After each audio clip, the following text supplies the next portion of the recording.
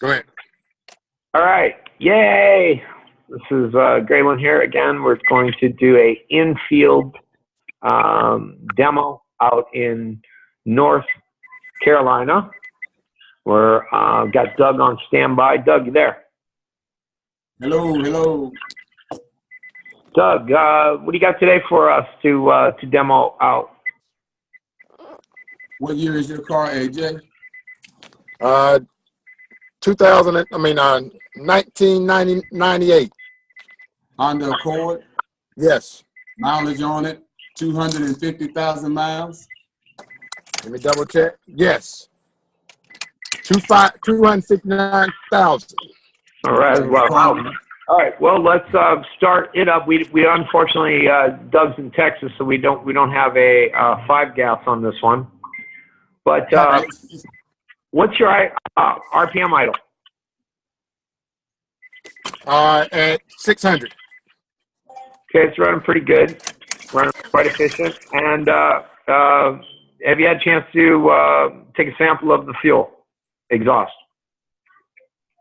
Yes. All right. And with that to memory. Okay, I'm deploying out now the holographic energy text system. We like to call the vortex system. And that energy field should be arriving via text message to your phone here shortly. When it does, I want you to open up the phone image. What side of the car do you put the fuel tank in? On the left side. Driver's side? Okay. Yeah. Then I imagine, Ben, if you took a laser and you shot it through the back seat floor, would it hit the gas tank? I'm assuming, yes, I can check. Gas tank's probably right underneath the back seat there? Yes. Okay. If it is, we can perform this from the inside of the car. Okay. And all you would have to do is take your cell phone and place it down on the carpet in the back seat. If that straight line isn't there, of course, then you would place it underneath the car facing up toward the fuel tank. Okay. Let me check. Thank you. The land plan was something and told us that we have to watch it 9 times.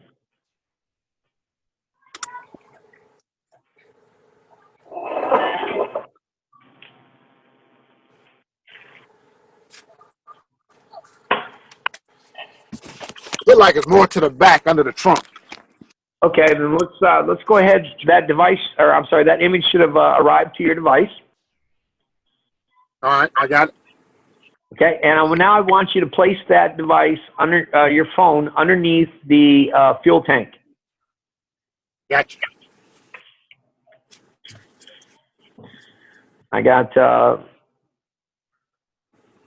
start the clock, and we'll run this for a 2-minute upload, moving that information directly into the fuel tank, sending a vibration field that renders the 78 toxins found inside that gasoline tank, and we will upload those frequencies to render them inert.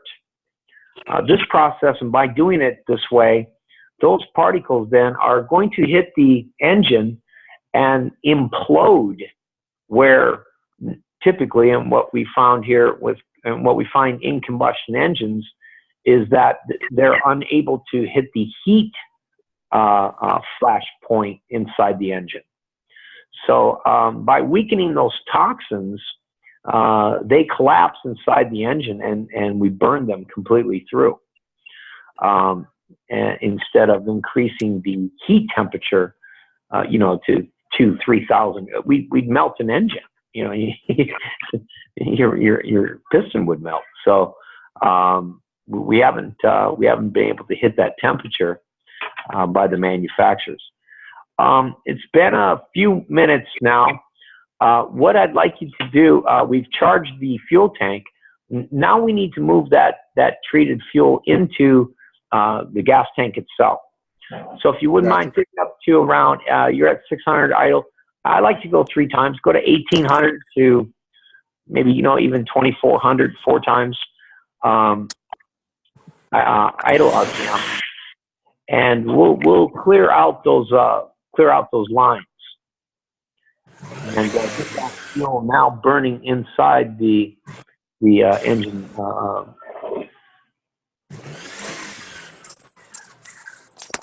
Okay.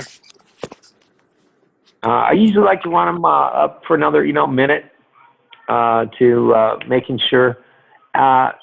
You could just set the car and let it run for a 10-minute period.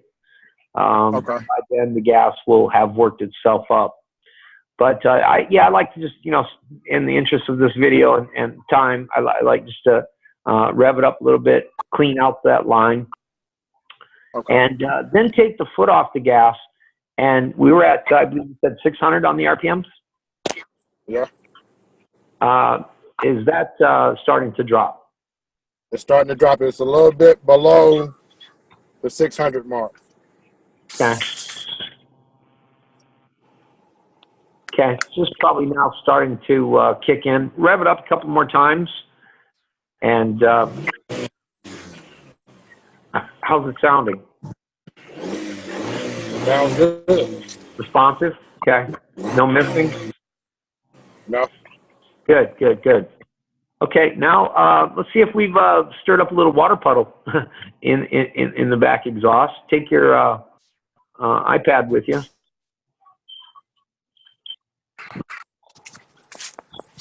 Oh yeah, what? Oh, there we go. Where'd that come from? Now, yeah. Now put your hand down there. You're going to notice the feel of the air. Comes out similar to a dryer.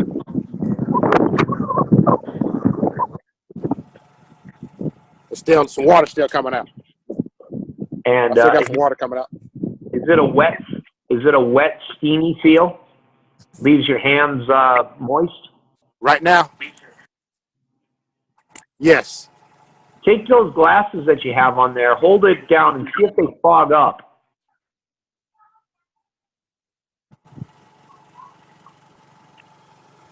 Yes. Okay. Yeah, see, pollution leaves a film, and it won't fog glass, but steam does.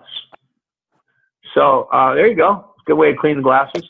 Now, physically, you know, you smelt the car earlier. Yeah. You remember how it smelled.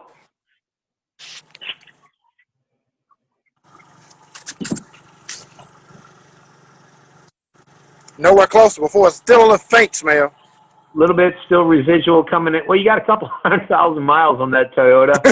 Yeah. But, that nowhere close. I had to actually get down there to smell it before I didn't have to get that close.